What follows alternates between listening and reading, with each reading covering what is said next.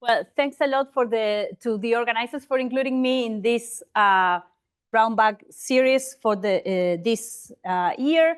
So I'm going to present this work, which is joined with Ben Frederick from Northwestern University and Frederick Almar, Bastian Schulz, and Rune Veiling from Aarhus University in Denmark, from where the data is from.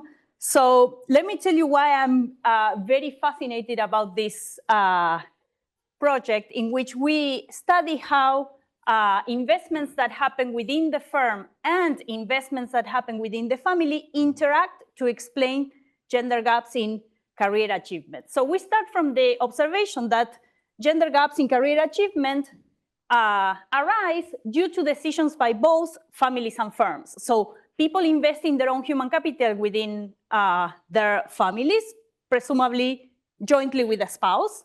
And then another part of career achievement happens within firms, where firms provide career opportunities for their workers. So one aspect that we focus on in terms of career achievement is promotions to managerial positions, which are very important for both workers and firms. On the worker side, reaching a managerial position usually gives rise to, puts workers in a different earnings track for their life. And in terms of firms, we know that firms put a lot of effort in spotting the right talent to be their managers, because managers contribute a lot to value added. So despite this importance for both sides, we see big and persistent gender promotion gaps, which means that half of the population is missing out on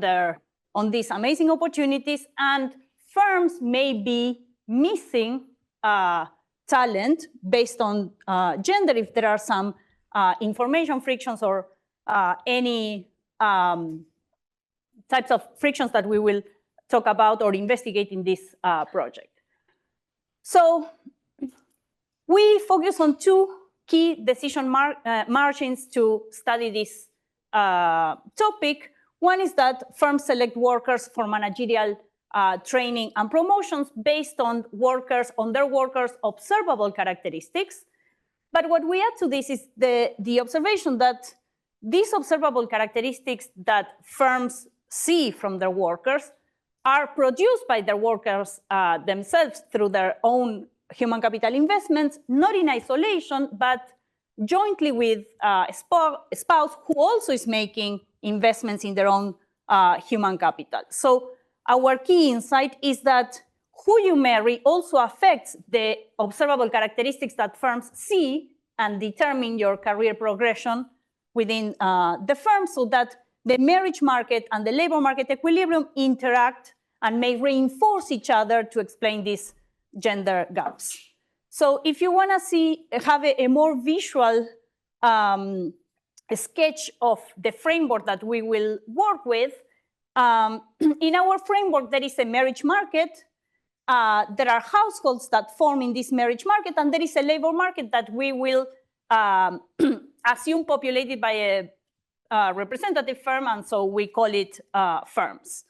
But the story in our paper, let me start it from the marriage market side. It could start from the labor market. It goes something like this. In the marriage market, people meet their potential partners and they match based on initial human capital that we call education. Now, when households form, they are going to solve a life cycle collective problem. So spouses that get together and also singles solve their problems, their life cycle problems, so they live together.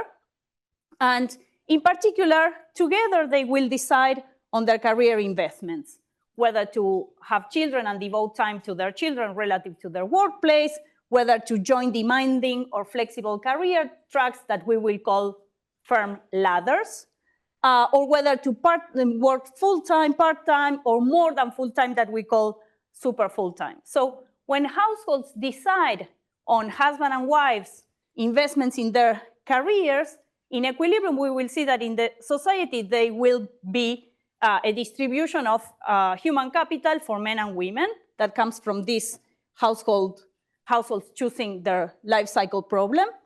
And that might send a signal to the firm about the labor market attachment that may differ by gender. Now, the firm only observes their worker, not their workers' families. But we will assume that the firm knows who marries whom in the marriage market, so the distribution of types of couples based on education. So with the knowledge of the workers' family types, so the joint distribution of education of workers, with which probability each worker is married with which type of spouse, and the signal that they get from the household, the firm has to form beliefs about the suitability of their own workers for training and promotion. And if for some reason the firm chooses the training and promotion path of their workers differently by gender, that sends back a signal to the families about the prospects of career success by gender. And then families incorporate this when they make the decision of whether the woman or the man in the household will focus in their career relative to spending time or specializing in home production. So in this paper, we show for the first time that investments within these two uncoordinated groups, firms and families, interact to explain gender gaps in career achievement. I will first show you novel facts that firm-side investments indeed interact with family-side characteristics. Then, motivated by these facts, we will specify and estimate a quantitative equilibrium model to capture this interaction. Some important margins here is we source on the data. So in the family side, we'll see that women have an initial advantage in home production that explains the initial gaps in participation that cannot be explained by experience, because this is at the very beginning of the labor market entry for people. On the firm side, key features of the model are going to be capacity constraints and imperfect observation of the family environment of the workers. So the capacity constraint implies that the firm cannot offer managerial and training positions to everybody because there's kind of congestion in that in those positions. And finally, once I show you that the model reflects the data pretty well, we use this model to evaluate which type of policies are effective in breaking down a bad equilibrium in which women receive less investments both from families and firms. So in the interest of time, I'm going to skip very details of the literature, but the way in which I would like you to place our paper in the literature or our contribution is we start from the literature on the career cost of worker choices. We know there's a literature about the career cost of having children, which may differ by gender. There's also a literature on the career cost of choosing more or less hours of work, also associated with gender gaps. And what we do, we contribute by adding two empirically relevant margins to this literature, which is the marriage market and the firm-side investment. So on the marriage market, who you marry matters for these decisions that affect career prospects. And on the firm side, the dynamics of the firm within firm investments also matter for the impact of these choices on the career of workers. And then we use this to contribute to also the policy literature by taking into account the full equilibrium responses to policies such as parental leave policies or managerial quotas policies. So what we add to the policy debate is that we are able to disentangle the reactions of both firms and families to explain the policy effect. So before showing you some results, let me tell you a bit about the data that we use, which is pretty ideal for a project like this. So in a project like this, we need to observe, have very detailed observations of things that happen both within families and within firms. So we work with Danish registered data. which allows us to observe for the population of Danish residents, their education, all their family history, all their labor market history, and very importantly, because this is typical, this is the case in many administrative data sets, but what's really unique about well, I don't know if unique, but which is particularly good about the Danish data set is that we are able to link workers to their spouses. That's something that doesn't happen in many administrative registers, like the German data that I also work with in other projects. One drawback of the Danish register data is that it doesn't have very good measures of hours. But the Danes being the Danes, they have developed a survey, very big one, that's called the labor force survey that has detailed observations on hours of work and can be linked to the register. So we also use, for some of our moment conditions, we also use that detailed hours from the labor force survey. So from the register, we select the cohort of people who graduates from the highest degree between 1991 and 1995, because for these people, we can trace a lifetime of career development. So we observe all these people. We match them to their partners, which are also people in the data. And then we observe all their employers' occupations from the moment of household formation and labor market entry over about 25 years. So we end up with a data set of more than 120,000 households, matched to all their employees and observed for over 25 years, as I already said. So with this very rich data set, one thing we are able to do is to improve on some measurements that are key for our analysis. One of them is the measure of education. So we take advantage of the fact that we observe very granular education achievement of people at the program of education level. So for higher education, this is professional degrees or college majors, but for lower levels of education, we distinguish, for example, high school or elementary school degrees by their region. So we observe over 1,800 educational programs.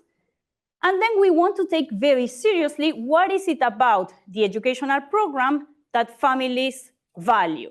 And if we think of how families use the education of their spouses, they use it to generate resources for their family through the earnings regression. So for each of these 1,800 educational programs that I plot in this graph, we categorize them by their starting wage, the starting wage of their graduates. So this is the typical wage with which graduates from a particular program start their careers, and the wage growth of each of these programs graduates over the first 10 years of the career. So here you see the plot in the wage growth, starting wage dimension. Our idea is that these two moments, wage growth and starting wages, summarize the wage dynamics associated to graduating from a program.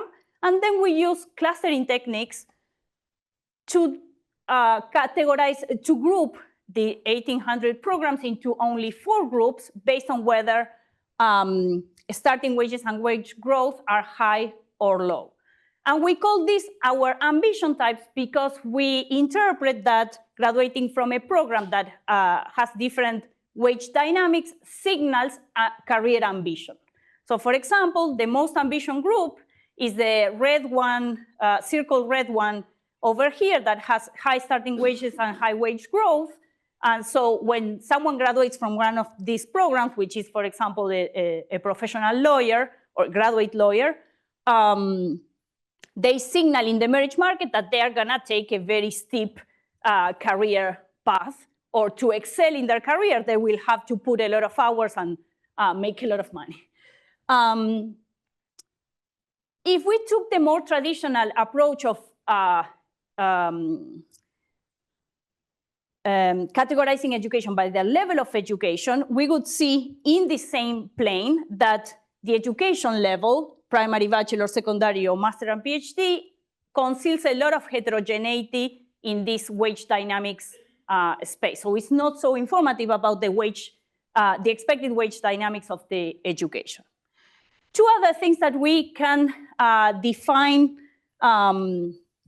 using our rich data is a managerial promotion or holding a managerial position and managerial training.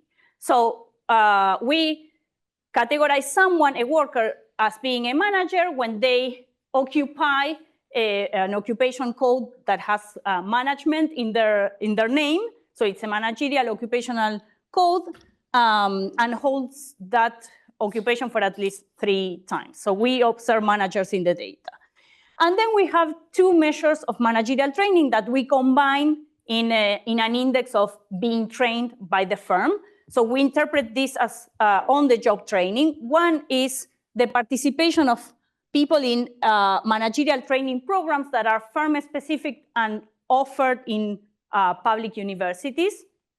And the second is within firm job assignments that through a probability model, we categorize as being highly predictive of moving into a managerial position. Think of head of department.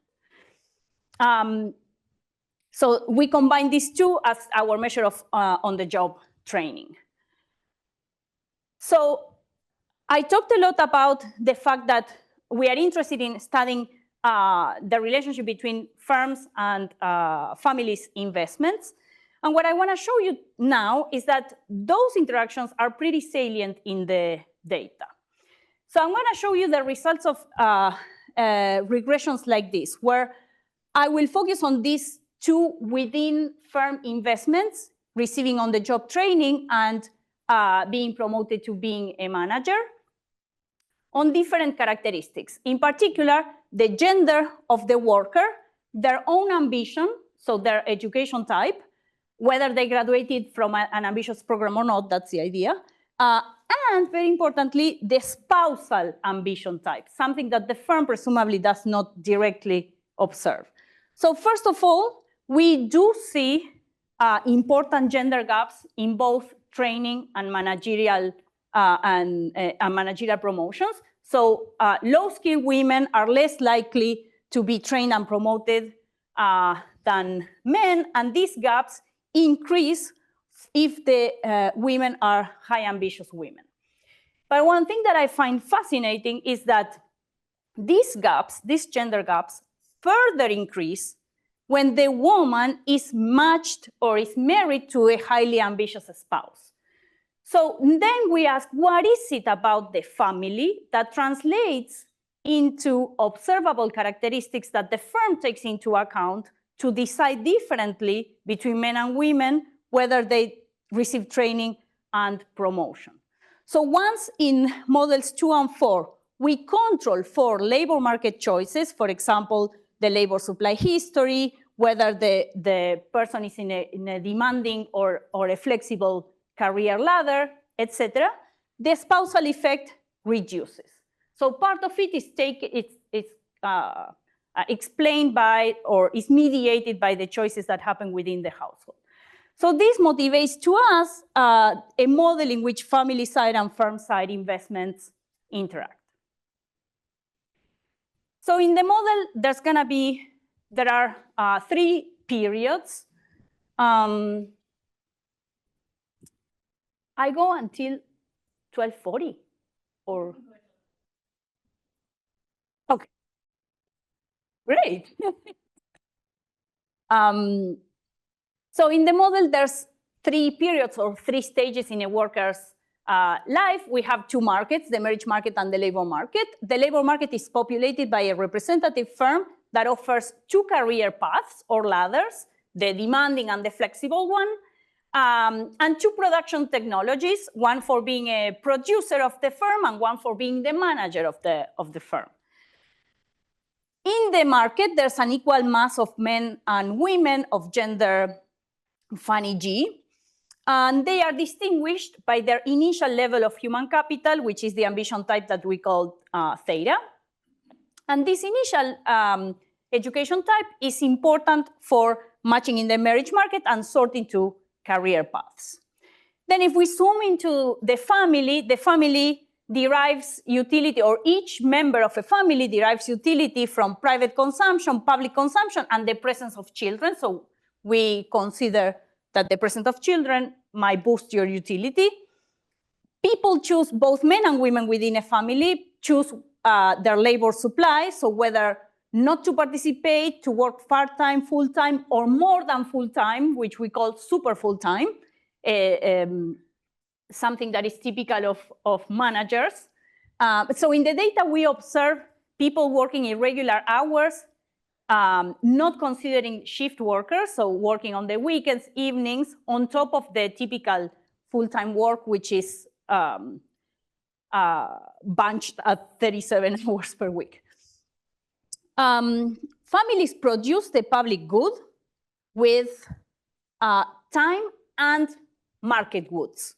And the time that the woman puts into producing the public good is substitutable with the one that men produce. But the productivity of time is parameterized in our model through what we call this phi function that we call the family human capital. So it's how important mom's time or dad's time is in home production relative to market goods. Also, if the family has children, there's a minimum amount of public goods that one has to provide. On the firm side, the firm offers 2 jobs in each of the 2 ladders. Remember, that's like a steep ladder. It's hard to climb that ladder, and a flexible ladder, which is easier to go on and off in terms of human capital depreciation. And the firm produces their output per unit of time using workers' market human capital, eta IT. And this happens in both jobs, the producer and the managerial job, but the manager promotion requires the worker to go through leadership training or managerial training and to work super full time. So there's a time commitment that is required for being a manager. So this is the timeline of a worker's of ambition type theta and the representative firm. There's a matching period where people meet their spouses or decides to be single. And then there's an early career, a training stage where the firm makes their most important decision, and then the career progress where promotions occur. So in the matching stage, individuals match based on ambition in a competitive marriage market, or they decide to stay single. And after matching, the initial levels of market human capital for each worker and of family human capital for the couple realize and then evolve based on choices.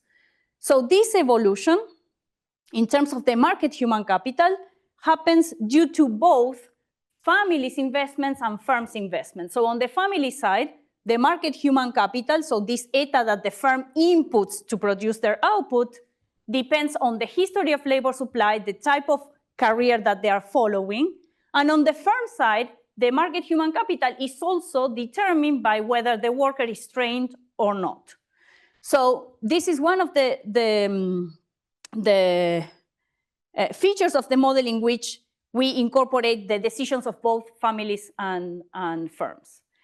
Then the family human capital, we have an initial shock that is common to the couple, and then the this relative importance of human time in home production evolves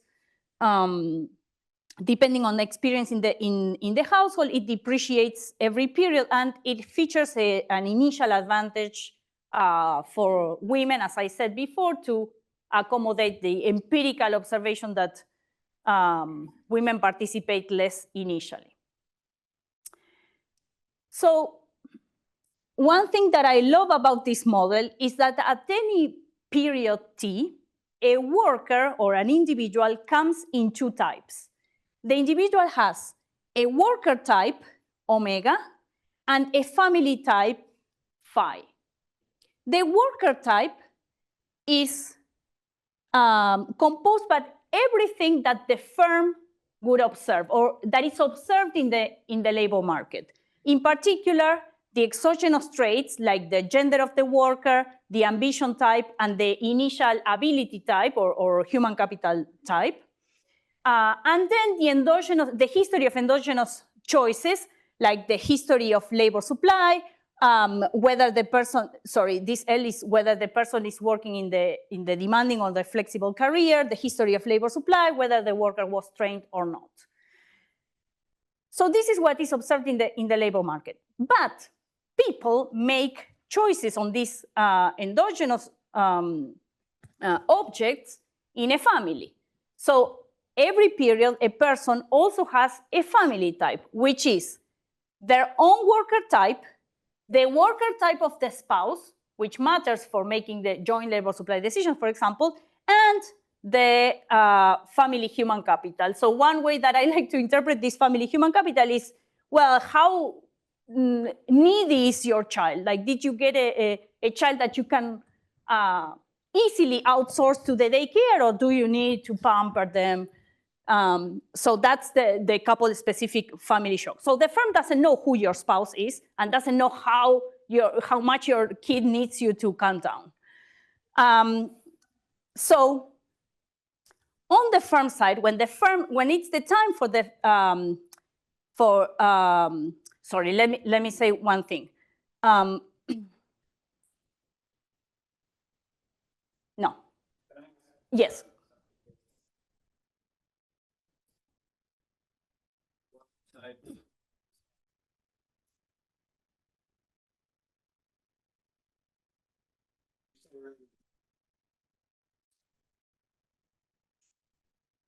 The marriage market equilibrium. So what we want to assume that firms are pretty sophisticated. So even though they don't know the type of the spouse that their workers are married to, they know with which probability their workers are married to a high ambition or a low ambition person, and with which probability this spouse focuses on their career or not. So they can solve the household problem, basically, but they don't know exactly who each of their workers are married to. So that's what I wanted to say next, that the firm only observes the worker type and the marriage market equilibrium and forms beliefs about how how successful each of their workers would be for training and promotion based on this probability of who their families are. Sounds like, I presume you're not exploring, or are you exploring sort of what happens when there's information, one can imagine social norms involved.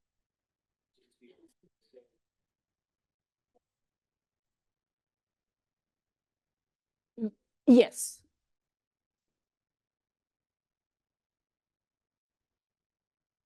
So I'll show you in one of the policy counterfactuals, a policy in which firms would expect men to take parental leave and how that affects the model results. And another thing that we do is we, at the estimate, we say, well, what if the firm had perfect information about their worker's family? So full information about that. And then we also solve for the results there. The thing is that because the firm offers training and promotion to worker types, not the specific workers, the full information doesn't affect things much. And also families can endogenously react to the information environment, there's a lot of movement in own investments to kind of take advantage of on the family side for this full information environment. So, but I won't have time today to walk you through all those details. But yeah, great questions. So families, so the firm then has a policy of what types of workers will be trained and promoted, and then families take that firm and that firm's training and promotion policies as given and solve their the life cycle collective household model, where they decide on their life cycle labor supply and career choice. So an equilibrium in this model is a competitive equilibrium, which is a set of assignment prices and probabilities. In the marriage market, an assignment of women's ambition types to men's ambition types. In the household, career trajectories, fertility, consumption for all household types. This gives rise, if we aggregate each household choices, this gives rise to a distribution of worker types, so who works how many hours. And in the labor market, we have endogenous determination of the wage rate, training, and managerial policies. All these prices and assignments have to be such that the marriage market is in equilibrium, individuals and households maximize their lifetime utility, the firm's beliefs are consistent with household behavior, and the firm also maximizes their expected profits. So in this model, we have endogenous gender gaps rising in promotion, and the key mechanisms include women's initial advantage at home that tends to put women in their initial stages of their career more at home relative to men, and the selective leadership training. So when firms have to decide who to train and promote, they will favor men because they are observed to be in more commitment in the labor market than women. So, and that is reinforced in families, because if firms tend to prioritize men for leadership training and promotion, then families will incorporate this when they decide who's gonna be the on-call parent and who's gonna focus on their career. So next, yes? Whether you found any further women's initial advantages at home, or at least qualitatively, how are you thinking about that's coming from? Very agnostically. Obviously, it's kind of like it's a broad. Yeah. So full disclosure, it's a black box. So we model it as an initial advantage in home production. So in this file process, the family human capital has initially is higher for women than for men. And what we have in mind is, well, if the family has a child, there's a biological advantage of women to take care of the newborn relative to men. And that is, even though that happens for a very short period of time, because that family human capital then depreciates over time, that can have amplifying consequences for the reaction of firms. Yeah. Okay. So next, we want to understand what types of policies can incentivize the more investments in women and get rid of a bad equilibrium, if this is a bad equilibrium. So in estimation, we estimate the labor market production function parameters, the parameters governing human capital and family human capital, this biological advantage of women, everything that comes with having children, the utility boost and the household production requirements. And we discipline them, all these parameters, by moments that relate to earnings, labor supply, marriage, fertility, on-the-job training, everything that is relevant. So we have a heuristic argument for identification.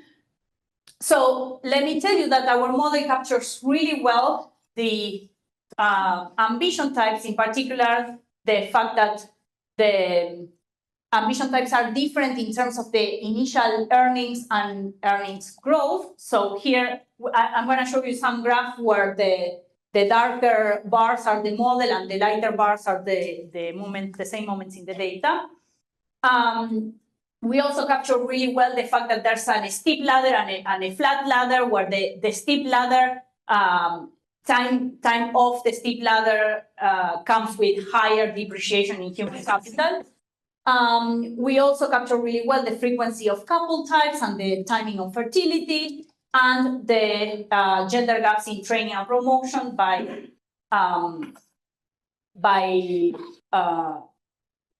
ladder. So going back to this comment before, the initial advantage we estimated at 1.16, which means that women are only 16% more productive than men. So this is a bit small, and it implies this small initial gender gap in participation of only 5 percentage points in the model compared to 4 percentage points in the data. So these are small initial gaps in participation, but then they escalate because when we go to the firm side investment, we see more sizable training and promotion gaps, both in the model and in the data. There are some untargeted moments that I want to call to your attention that are also really well reflected by the model, even though they are not targeted in estimation. What I show here are the men and women's frequencies of promotion on the job training and hours and earnings. So we reflect those pretty well. And let me skip this, but we also have some graphs that show the heterogeneity in these outcomes, promotion on the job training and hours and earnings by couple type, and we match those. Those are untargeted in our model, but are matched well by the estimated model. I'm going to skip this. So let me jump to the policy analysis. So hopefully I convince you that the model reflects the data really well. So we use it as a laboratory to look at the impact of policies such as parental leave or quotas and how the role of firms and families interact to explain the effects. So we use stylized examples of two sets of policies that have been discussed very widely in the policy arena, in particular in Scandinavia. One is the paid and mandatory parental leave, and the other is the 50% quota for female managers. So in the parental leave policy, we first look at a paid parental leave targeted only to women, and then another one that is targeted to both men and women. And at the moment, we are mandating people who have children to take the parental leave because otherwise men don't take it. So we are working on a gray type of policy in which we would strongly incentivize men but not mandate them to take the leave. Yes. How do you view item 1 here in the model? Is that changed in kappa? No. So what we do is we give people who have children a part-time equivalent replacement rate for 10 months, 10 to 12 months of a period of leave. And the rest of the period, they can choose their labor supply. So remember that in our model, we have 3 periods in the life cycle. Each period in the data corresponds to 6 to 8 years. So we have to break it down to make it sensible. So the parental leave is at most for 1 year within each period. So it's a small fraction of the period. And one important thing, so we let people choose whether to, we send them to stay at home. They can only opt out if they don't have children. And the firm observes that. Okay. So we do that first only for women and then for both men and women. And the 50% quota is a policy design in which firms are required to keep the same share of female and male managers, but otherwise they optimize. So they are still rational agents. So if they don't find the qualified person to meet the quota requirement, they might as well reduce the size of the managerial body in their. I wonder, the reason why I was wondering whether one was related to kappa is that the kappa plays a super key role in all the dynamics, right? That's right, yes. So, I mean, it's really the starting point for the emergence of gender gaps. That and the capacity constraints of the firm. If the firm didn't have capacity constraints, they would just offer training to everybody and let them decide. So I guess I'm wondering whether there are any sort of policies out there that are worth exploring that change kappa. Yes, thank you for that. I mean, yeah, that makes a lot of sense. Totally, yeah. And one way of, I mean, this is not the angle that you may want to go, but certainly it occurs to me that same-sex couples don't have kappa, or at least don't have an obvious kappa. Absolutely. And not that there are any policies that would take Yeah, so heterosexual we couples, like same-sex couples. have like when we explore, yeah, absolutely. When we explore the role of information and gender asymmetry, we shut down kappa, and so we have done that, but we don't phrase it as a policy parameter. We just see at the estimate what would happen if we didn't have any gender asymmetry. What is really interesting is that when you shut down kappa, not much changes. So things change, but not a lot. And this basically highlights the role of the marriage market, because then the heterogeneous couples, like couples that have one high ambition, one lower ambition, those are still gonna have different decisions between the spouses. And so that also explains the amplifying effect of initial differences, if that makes sense. Does that make sense? You're saying even with kappa equals 1, there are idiosyncrasies. There are mixed couples. So when the husband is high ambition and the woman is lower ambition, there's still gonna be a gender gap within that family that will be reflected in the economy. So the fact that not everybody is married to their same ambition type also generates these gender asymmetries in the market.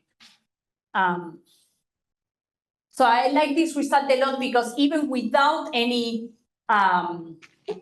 production function asymmetry, the marriage market has a lot of power in this model.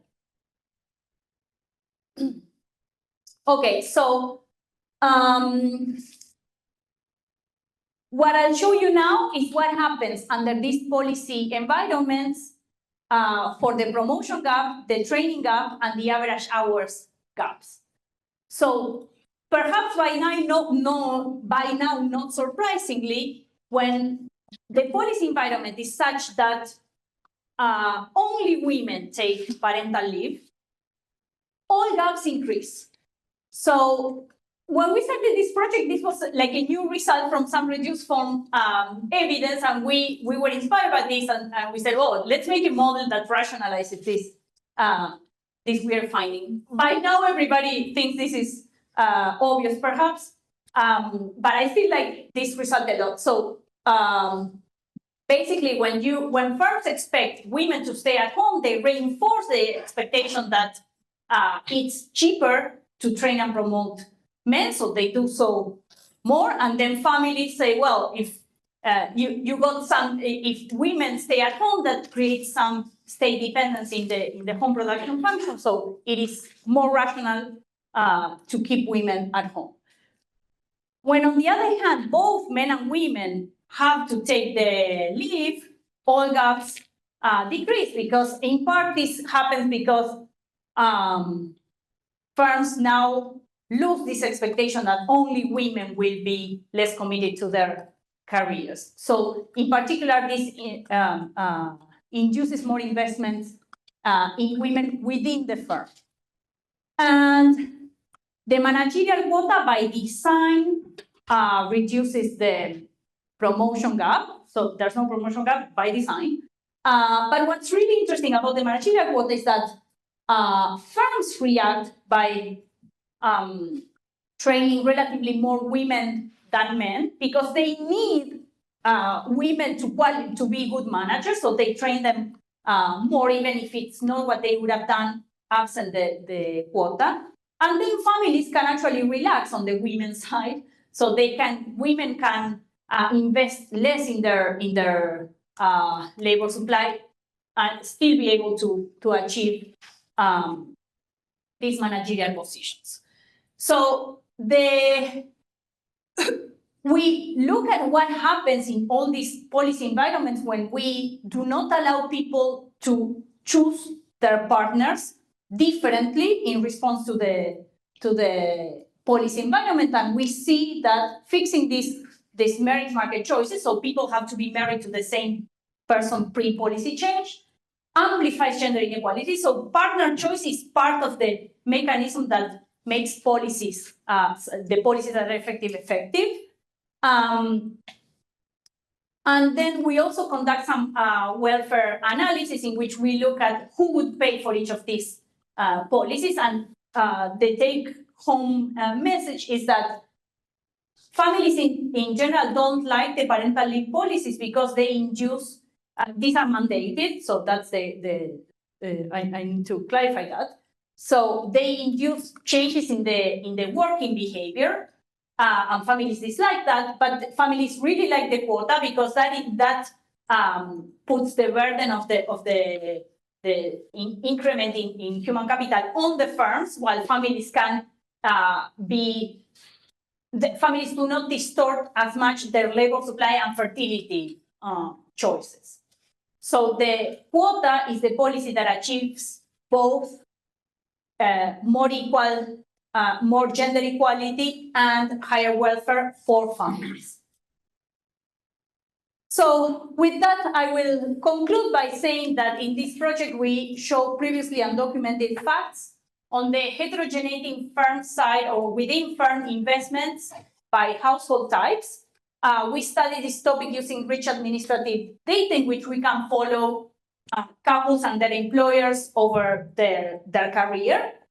And we build an equilibrium model in which who marries whom affects the link between workers' investments and firms' investments in men and women to explain gender gaps in career progression. And we use this model to analyze the full equilibrium effects of policies. And what our paper highlights is the importance of considering the interactions with the marriage market when we look at the policies that tend to decrease or increase gender equality in the workplace. Thank you so much.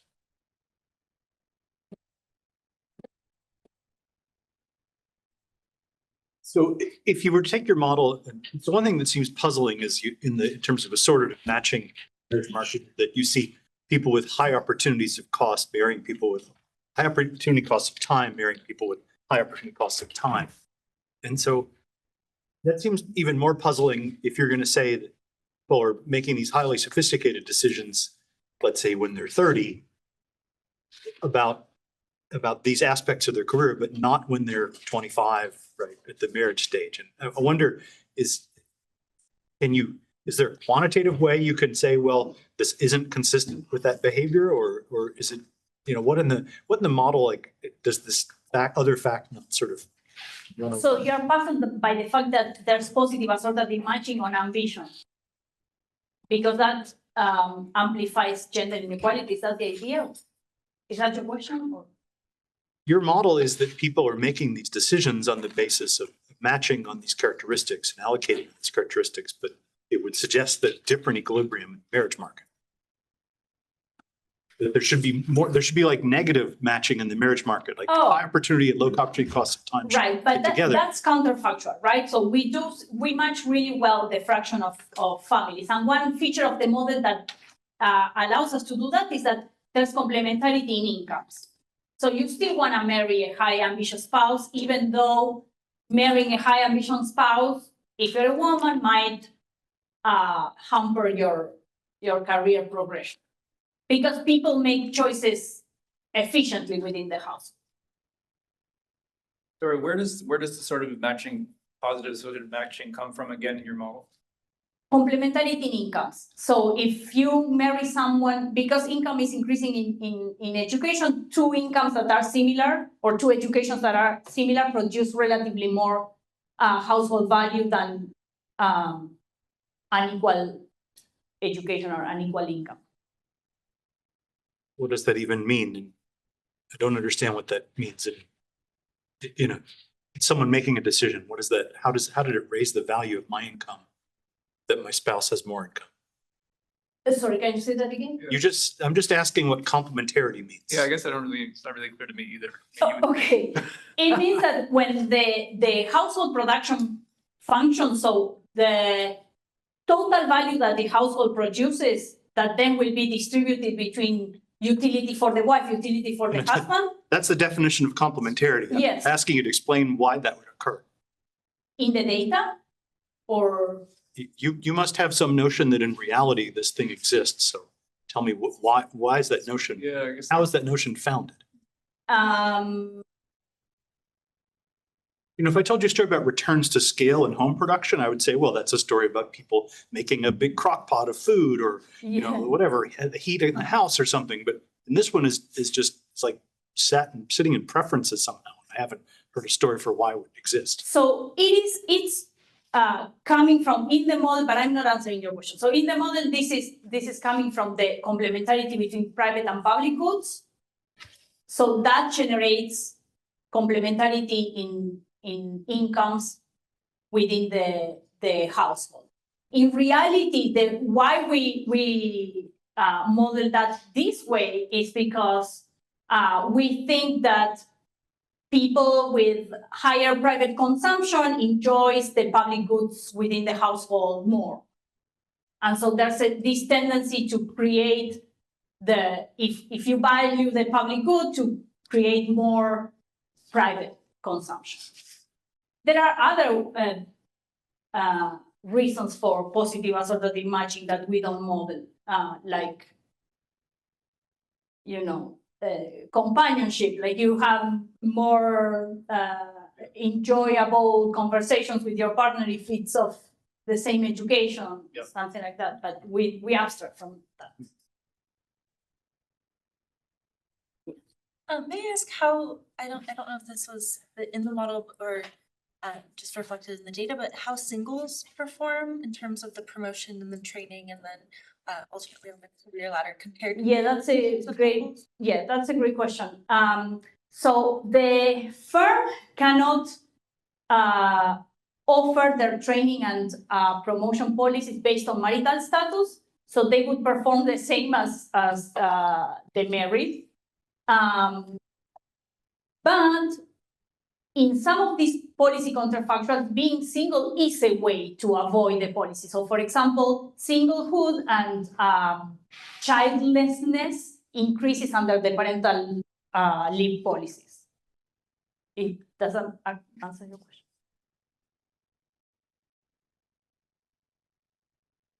So this model proposes a sequence, right? A sort of standardized sequence where people go to school, then they get married, then they get trained, then they get promoted, they stay married, they have the same kids all the time. So I'm thinking about other things that happen in relationships, like divorces and remarriages, and how households are making decisions about investments in the relationship, and then maybe they reform families at a later time. And that's obviously, like, it's unfair to ask you to do all of that in one model. But I'm just thinking about sort of this case or European cases or United States cases, and sort of how you think about the realities of family dynamics, and whether or not later choices about coupling, changes in households are also affected by some of these things. This is kind of a nice baseline model, but we know that it's much more complicated. Yeah, no, that's an economist would never say that's an unfair question. So not too